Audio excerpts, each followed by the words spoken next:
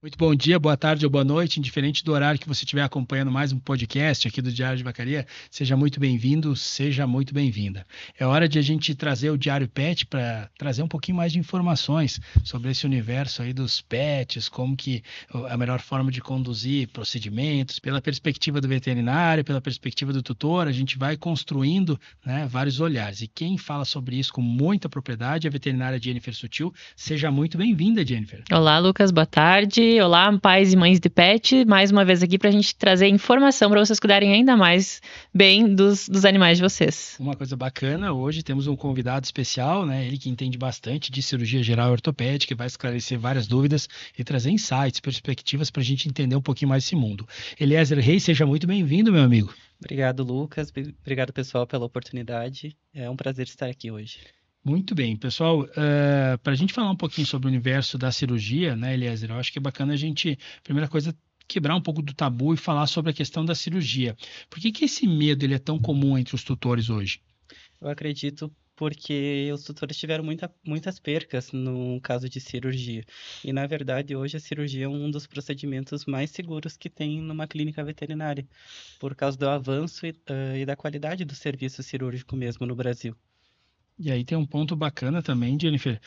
A cirurgia ela tem que ser vista não só como uma parte do cuidado e não como último recurso. Muitas vezes as pessoas vão empurrando a cirurgia quando vê depois fica meio complicado a situação, não é isso? Exatamente. Às vezes, em casos de fraturas, por exemplo, que é um caso bem clássico com relação a isso. Às vezes as pessoas acham, né, Eliezer, coloca uma tala e tá tudo certo. E acham que a cirurgia é só, se a tala não resolver, faz a cirurgia.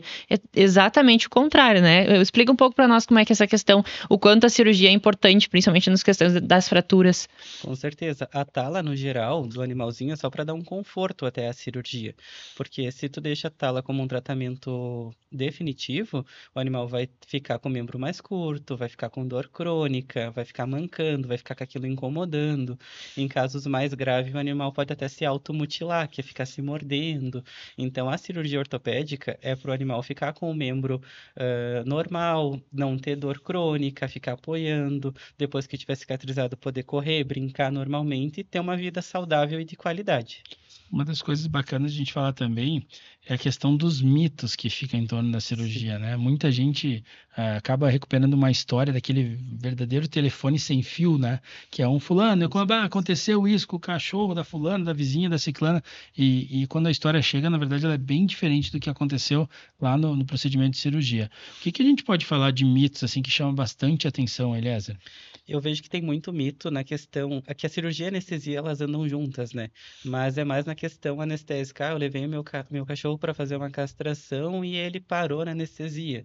Só que são casos isolados e daí chega tipo distorcido e muito mais. Mas hoje a anestesia ela é muito segura. É uma anestesia na maioria das vezes inalatória, que é que nem no ser humano. O animal está recebendo oxigênio o tempo inteiro e tem um profissional ali cuidando para que esses mitos não aconteçam realmente, né? Agora, hoje em dia, a anestesia, a cirurgia, ela é muito segura. A gente trabalha em equipe, né, Lucas? Então, não é mais aquela coisa de ser só um veterinário trabalhando sozinho. Isso não existe mais, né? Essa é a veterinária antiga. A veterinária atual, ela trabalha em equipe, né? É um anestesista monitorando esse paciente, medindo pressão, frequência cardíaca, avaliando cada parte do coração, cada parte da parte respiratória do pulmão, se está tudo certo, a pressão arterial, a temperatura, né? Se o animal está passando bem. E o cirurgião focado só na cirurgia. Então, muitos desses mitos que se instalaram é por conta do passado, né? Por conta dos problemas que se tinha, porque a veterinária realmente tinha fármacos ruins e poucos profissionais capacitados, né? Especializados nas áreas mesmo. Como que, assim como evoluiu essa questão no sentido do relacionamento com os pets, a gente pode dizer que também teve uma evolução no sentido de que as cirurgias veterinárias, elas se tornaram tão seguras quanto as humanas? O que que tu acha, Eliezer? Eu acredito que sim. Porque muito dos materiais que é utilizado na medicina humana, ela veio para a veterinária. E os congressos e consensos atualmente é tudo baseado em estudos humanos. Então, a segurança é muito parecida na cirurgia, principalmente pela qualidade do ensino que tem atualmente, porque hoje no Brasil tem muitas pós-graduações e essas pós elas deixam a gente conseguir dar um trabalho melhor para levar aquela segurança para o tutor e passar o melhor serviço possível na cirurgia em si, que o animal tenha sua melhor recuperação. Eu acho que a gente começa a desmistificar os mitos na medida que a gente começa a entender que a cirurgia vem evoluindo, né? E principalmente porque, da mesma maneira como existe um mercado, né, dentro da saúde de tecnologia para evoluir esse procedimento, no mundo pet não está nem um pouco diferente. É isso, Jennifer? Exatamente. Para a gente poder ter bons equipamentos, bons profissionais, investimento nessa área, a gente precisa de um tutor que invista nesse animal, né? Que ele tenha essa capacidade de investir, de realmente se preocupar, de fazer o que tem que ser feito quando o profissional indica, porque senão isso não paga a conta, né? Realmente precisa desse investimento. Então, a evolução dos cuidados, né? De todo o fato da pessoa realmente fazer o que tem que ser feito, fez com que a veterinária conseguisse evoluir em concomitante. Uma das coisas que é bacana a gente conectar quando a gente começa a falar de cirurgia, para as pessoas também entenderem um pouco mais desse universo, é questões mais práticas, sabe, aliás? Eu, particularmente, uma das coisas que me preocupa lá com o meu cachorro sanduíche é se ele comeu algum brinquedinho, se ele comeu alguma coisa enfim, um ossinho, alguma coisa que acaba caindo da mesa, enfim, alguma coisa desse sentido. Esperar o cachorro expelir isso sozinho, né? É perigoso, cara? Como que É, funciona isso? ele é perigoso. Eu acho que a gente tem que ficar, o tutor em geral, você também, tem que Uhum, ficar atento aos sinais. Por exemplo, ele comeu uma bolinha. O sanduíche é um Golden, que uhum. vai ser um cachorro relativamente grande. Talvez, se for uma coisa pequenininha, muitas vezes pode sair pelas fezes, mas se ele começar com um quadro clínico de vômitos constantes, tu deu a ração para ele e ele acabou vomitando logo em seguida, tomou água, vomitou, tem que ligar um alerta, que tem que levar para o veterinário, porque provavelmente aquilo ali levou um processo obstrutivo e muitas vezes vai precisar de uma cirurgia ou até mesmo uma endoscopia, que um método de cirurgia fechada, que não precisa abrir o animal para fazer a retirada desse corpo estranho. Porque muitas vezes, se esperar até ele expelir, pode ter muitas complicações e pode ter uma evolução muito negativa no quadro clínico do paciente. E outra coisa é que se a gente pegar esse corpo estranho dentro do estômago, é muito mais fácil de fazer uma endoscopia e ir lá e retirar dentro do estômago, né? É um procedimento menos invasivo. Ou mesmo se tiver que ir para cirurgia, é muito melhor abrir o estômago, por exemplo, tem que fazer uma cirurgia no estômago do que lá no intestino. Então, as complicações vão aumentando conforme o tempo vai passando. Por isso que levar é sempre melhor, levar antes. Aí, assim que a gente fala da história, né, do cachorro que acaba sendo engolindo ali uma coisa que não deve, tem a questão também daquelas coisas que, enfim, acaba acontecendo, né? Às vezes a gente vê no trânsito, e principalmente uma questão de atropelamento, por exemplo, de um animal. Por que agir rápido nesse momento, né, levando para uma avaliação profissional, pode fazer toda a diferença? Eu acho que principalmente na questão da emergência, porque num atropelamento o animal provavelmente vai sofrer um impacto muito grande. Então, além de uma possível fratura que pode acontecer, muitas vezes pode ter um traumatismo craniano, que são quadros sérios que precisam de atendimento o quanto antes. Muitas vezes pode ter uma hemorragia interna, uma ruptura de bexiga que precisa de uma cirurgia de urgência e emergência. Então, o atendimento veterinário após um atropelamento ele é imprescindível para a gente ver o prognóstico do animal e para saber qual que é o melhor tratamento a seguir. No momento que ele chega na clínica e passa por toda essa triagem, o animal estabilizou fizemos analgésicos e tudo mais, e ele saiu do risco, a gente vai para os exames de imagem para ver se tem alguma fratura, para depois planejar o procedimento ortopédico, para evitar que o animal fique com sequelas a longo prazo. Aí fica uma curiosidade em relação à questão de uma cirurgia de emergência, que é o caso, por exemplo, de um atropelamento, Sim. e de uma cirurgia preventiva, por exemplo, que é o caso de uma castração.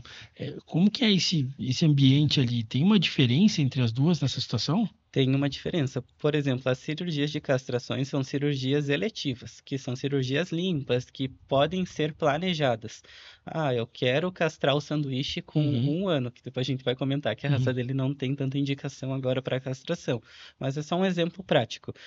Então tu tá planejando daqui 1 ano fazer a castração dele. Já a cirurgia de emergência muitas vezes não dá para esperar. É só o tempo de a gente fazer uma estabilização prévia e entrar com o animal em cirurgia, porque ele depende disso para salvar a vida dele. Muitas vezes não dá nem para esperar algum resultado de exame, né? Alguma coisa se antecipar, planejar, programar. Tem que agir para salvar a vida. E a eletiva não, tu consegue fazer exames prévios, saber como é que tá a saúde daquele animal, ver como é que tá o coração, né? Se tu precisa tomar alguma medicação para estabilizar alguma coisa antes de colocar ele em anestesia, é outra vida, né? Outra situação. Aí tem uma parte bacana que tu falou ali, nos dois procedimentos tu mencionou a questão de anestesia, né? A questão do avanço dos equipamentos cirúrgicos, assim, para anestesia principalmente, mudou muito? Mudou muito porque eu faz 6 anos que eu me formei, mas nesse meio tempo eu já convivi e tive exemplos de que não era uma anestesia muito parecida com o ser humano, era mais uma anestesia dissociativa, que era só uma sedação e fazia o procedimento e o animal tá dormindo, mas no fundo ele tá sentindo tudo. Atualmente, a anestesia ela é totalmente diferenciada. O animal tem anestesia inalatória, tem infusões contínuas para controle de dor e tem um profissional ali que está cuidando. Então, eu acredito que a nossa anestesia veterinária hoje é muito parecida com a do ser humano, principalmente pelo fato de ter um anestesista monitorando o animal o tempo inteiro. Uma das coisas que a gente fala também na questão digamos que assim, de como que as pessoas resolvem procedimentos conectados à veterinária é quando alguns tutores resolvem, nessa situação, por exemplo, lá do cachorro vomitar, alguma coisa assim, usar remédio por conta própria antes de buscar ajuda. Jennifer, isso pode piorar o quadro? Isso é um problema. A gente já viu várias coisas. Às vezes as pessoas tentam fazer o cão vomitar por conta própria em casa, e aí vão na internet, pesquisam maneiras de fazer com que esse estômago seja irritado para o cão vomitar, mas isso pode causar uma gastrite muito severa, piorar ainda mais o quadro, o animal ainda acabar não vomitando o corpo estranho, né, e só complicar a situação. E isso leva a perigo, risco de vida para o animal, atrapalha depois o tratamento quando o veterinário e essa pessoa leva, o veterinário tem que intervir, e a gente só vai perdendo tempo, gastando dinheiro e o animal ali sofrendo, né? Então a melhor opção é conversar com o veterinário, né? Sempre com orientação, não fazer por conta própria nada. E aí tem uma parte quando a gente fala também, voltando um pouquinho para a cirurgia, aconteceu um tipo de cirurgia. Como que está essa questão da recuperação hoje? Claro, tem casos e casos, mas a questão, por exemplo, da ortopedia, ela tem uma situação de conforto para o animal nesse procedimento? Sim, nos primeiros dias ela é mais dolorido, por isso que geralmente ele fica internado. A gente tem uma medicação atualmente no Brasil, que ela é o Librela, ela é internacional, na verdade. Ele é um anticorpo monoclonal. E eu particularmente gosto muito de usar nos pós-operatórios ortopédicos de imediato, porque vai ajudar muito no controle da dor. Então isso vai fazer o animal se recuperar muito mais rápido. Mas o cuidado do tutor em casa é imprescindível para o sucesso da cirurgia ortopédica, porque ali na cirurgia ortopédica eu vou colocar muitas vezes uma placa ou um parafuso, montar o quebra-cabeça da fratura e deixar estável para o osso voltar ao normal, e depois o tutor vai continuar dando as medicações, tem que cuidar com repouso, evitar que pule, que corra, porque senão a cirurgia pode eventualmente ocorrer um erro e dar errado por não ter esse repouso. Mas, no geral, é bem tranquilo. O animal tendo aquele carinho e tendo o repouso adequado, uma alimentação de qualidade, esse pós-operatório vai bem seguro e bem tranquilo. Até uma questão que ajuda bastante na recuperação das cirurgias ortopédicas em si, e ajuda o animal a se recuperar mais rápido, é a fisioterapia, que nem no ser humano. Uma pessoa que passa por uma cirurgia ortopédica, assim como um cachorro ou um gato, se ele fazer fisioterapia, a recuperação dele vai ser muito mais rápido e o resultado vai ser bem mais evidente, sabe? Uma ponta bacana de a gente puxar aí também é a questão do animal idoso versus o animal mais jovem. Como que é a questão da cirurgia da recuperação? É diferente os tempos? É diferente, principalmente na parte ortopédica, porque o tempo de cicatrização do osso do animal mais jovem é muito mais rápido. Gerar um animal até 1 ano de idade, se tem uma fratura, aquele osso vai se consolidar em até 2 meses por completo. Já um idoso pode ficar de 6 meses a 9 meses e muitas vezes pode não consolidar o osso. E daí teria que fazer alguns enxertos ósseos ou trocar o implante que foi utilizado.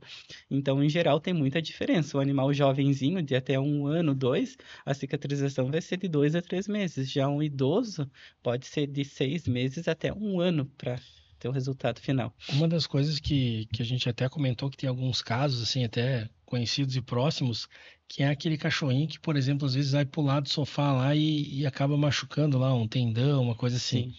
E aí, quando o tutor demora para autorizar esse tipo de procedimento, o que costuma acontecer? Geralmente, nesses casos, por exemplo, a luxação de patela é a afecção ortopédica mais comum, eu acredito, de cães de porte pequeno. E geralmente acontece nisso, tá brincando, pulou, o osso ali do joelho sai do lugar e eventualmente pode evoluir para uma ruptura do ligamento cruzado, que no ser humano acontece muito também. O esperar, porque geralmente o que que acontece nesses casos? O animal pulou, manca um dia, no outro dia não tá mais mancando. Daí ele acha que melhorou, automedica em casa, que não deve fazer isso. Mas isso vai fazendo que o osso comece a ficar torto e a cirurgia fica muito mais difícil. Muitas vezes tem o que fazer, tem, mas fica uma cirurgia muito mais agressiva com uma recuperação muito mais difícil. Vai complicando o quadro, né? Ao longo do Sim. tempo, se esperar problemas ortopédicos. Uma outra coisa que acontece bastante, isso que tu falou de pular do colo, com os pinchers, né? Os pinchers pequenininhos, Exato. eles são muito frágeis, então as pessoas que têm pincher em casa têm que tomar muito cuidado com essa questão de estar no colo de uma criança, né? No colo da própria pessoa e ele pula. Um pular, um descer, um cair, assim, em pequenas alturas, eles podem fraturar feio. Então, a gente já pegou vários casos lá, né? De casos assim E são cirurgias muito mais desafiadoras, porque pensa a finura que é um ossinho de um pincher para fazer uma cirurgia ortopédica. Então, é muito desafiador, muito mais delicado nesses pacientes. Então, as pessoas têm que ter muito cuidado, tanto filhotes quanto adultos mesmo. Eles têm essa sensibilidade. Aí eu fico na dúvida muito dessa questão aqui até do nosso público local aqui de Vacaria, né? As pessoas estão mais abertas a encarar esse procedimento de buscar essa cirurgia ou o pessoal ainda fica um pouco resistente? O que tu acha? Eu acho que estão mais abertos. O público de vacaria atualmente, ele procura um profissional que ele tem um conhecimento maior e que possa disponibilizar tudo junto, sabe? O público hoje que eu vejo, nesse tempo que eu tô aqui no mercado, ele quer tudo num lugar só. E que tenha, tipo, embasamento, que peçam exames. Já me aconteceu em consultas de falarem, eu vim por indicação porque você pede exame. Já me aconteceu de não tratarem pedindo nenhum exame, por que tá tratando o animal? Então o pessoal quer saber o que tá acontecendo. Então, o público está mais seletivo mesmo, Mais atualmente. preocupado, né? Mais realmente querendo saber nos detalhes a saúde do seu animal, né? E aí tem um detalhe que chama atenção. Tem cirurgias mais simples que ainda são deixadas para depois, mas poderiam evitar algum tipo de complicação? Tem essa Eu acho que realidade? principalmente a questão de nódulos e cirurgias oncológicas, que o pessoal sempre quer deixar para depois. Geralmente, é porque tá pequenininho, eu vou deixar mais para frente. Só que a Jennifer vai saber explicar melhor que eu, por causa que essa parte oncológica ela que faz lá com nós, mas muitas vezes evolui muito rápido.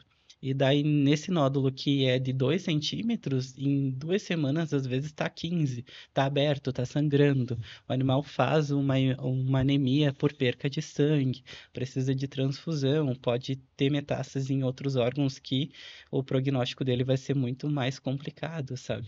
Uhum. É importante falar sobre isso, questão de adiar uma cirurgia com nódulo. Complicado, né? Os nódulos de pele é que, assim, ó, um dos mais comuns, por exemplo, é um nódulo muito grave, que é o mastocitoma, né? É um tipo de tumor de pele que ele é um dos mais comuns no cão.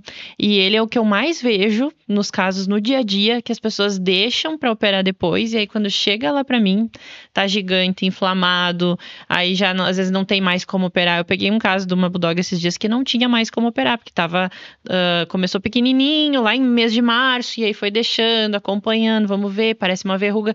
Aí a tal da verruga foi crescendo, e daí quando chegando no diagnóstico, era um câncer de pele grave. Então, na oncologia, todos os casos, né, a gente falou aqui de ortopedia, que realmente levar cedo, operar cedo é o melhor caminho, mas na oncologia isso pode definir entre salvar a vida do animal ou tu perder ele. Então, tem que levar, detectou nódulos pequenos, leva para o profissional diagnosticar, né, fazer a triagem. Se for um cistozinho, tudo bem, a gente fez o diagnóstico e fica tranquilo. Se for um nódulo de gordura, fizemos o diagnóstico e ficamos tranquilo. Mas se for um tumor agressivo, a gente pegar ele pequenininho, a gente pode salvar a vida desse animal.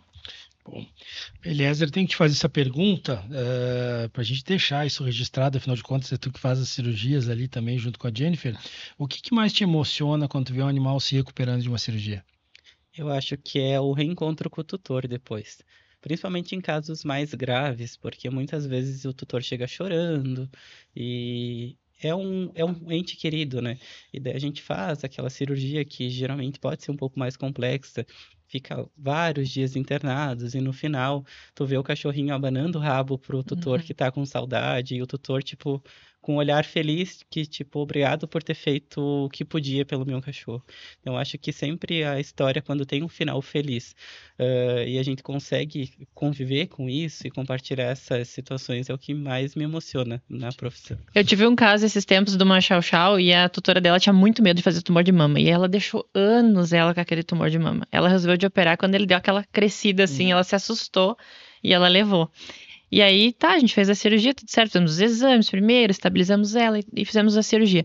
Aí, na hora de dar a alta, eu fui ler a receita com ela, trouxe a Shakira. Acho que ela foi fazer uma visita um dia depois, ou no mesmo dia. Acho que foi no mesmo dia que ela foi visitar ela. Foi na hora da visita. E aí, ela olhou ela disse: a Shakira tá assim, em pé, acordada, ativa, no mesmo dia, poucas horas depois da cirurgia. Eu disse: sim, esse é o normal, né? Esse é o objetivo que a gente trabalha para isso, né? E ela, meu Deus, Jennifer, por que eu não fiz essa cirurgia antes, sabe? Então é um caso que me tocou, eu nunca mais esqueci essa fala, essa reação dela, e a gente vê isso no dia a dia, né? Mas realmente essa paciente, ela me chamou a atenção, porque se o dono tivesse, ela tinha muito medo de perder, e ela já era idosa, tinha uma Chow Chow de 13, 14 anos, é bastante, mas ela passou super bem, porque a gente fez todo aquele cuidado de exames prévios, né? Bons profissionais qualificados, isso aí faz toda a diferença. Coisa muito bacana, né? A emoção de encontrar ali depois que o bichinho passou por um procedimento bem, né? É o que todo mundo quer. Bom, Eliezer, quero te agradecer pela oportunidade que nos proporcionou hoje, de dividir um pouquinho mais da tua experiência. Isso é muito bacana, principalmente, né, para os tutores que precisam, às vezes, de um procedimento e eles acabam encontrando aí uma orientação apropriada para isso. Mais alguma coisa, Eliezer, importante de reforçar? Eu acho que não precisam terem medo da cirurgia em geral, tanto a ortopédica quanto a cirurgia geral, porque eu tenho profissionais muito qualificados atualmente. Procurem, pesquisem, pessoas que têm pós-graduação, que tenham esse conhecimento, e pode ficar tranquilo que seu animal vai ter a mesma qualidade do serviço que um hospital vai ter, que uma Unimed vai ter. Com certeza. Então, acho que é isso o recado. Muito bem. Jennifer, mais algum detalhe importante para reforçar hoje? Eu acho que sempre buscar essa orientação profissional, né, Lucas? Desde que nem você como fez quando foi resolver de comprar um animal, foi atrás de orientação, conversou com um profissional, né? Quando tu foi para escolher o sanduíche, tu escolheu alguém, conversou para, o que eu tenho que cuidar? Será que ele pode ter algum problema ortopédico, né? Tu já estava atento a isso. Então, que os tutores tenham mais atenção a isso, saber escolher, saber prever o que eu posso ter no meu animal, conversando com o profissional, né? Problemas de pele, problemas ortopédicos, já sabendo no decorrer da vida o que você tem que estar atento para cuidar melhor dele, para você já saber se acontecer alguma coisa, você levar na hora correta, e quando acontecer qualquer coisa, né, ter bons profissionais e seguir a orientação dele para o bem-estar do animal. Que bacana. Bom, pessoal de casa, muito obrigado, Jennifer, obrigado, Eliezer. Para você que acompanhou mais um Diário Pet, estamos aí falando, né, sobre esse processo importantíssimo, né, da vida dos pets, que é o momento que às vezes acaba acontecendo de passar por uma cirurgia. A melhor coisa que tem é, se por acaso isso vem acontecer, é que você esteja bem informado e entenda exatamente como todo o processo vai decorrer. Isso faz toda a diferença e por isso que a gente veio aqui para informar e compartilhar todas as informações importantes que fazem toda a diferença para esse momento que você está passando por aí. Continue acompanhando o Diário de Vacaria. A qualquer momento a gente volta trazendo informações de vacaria e de toda a região. Até a próxima, pessoal. Valeu!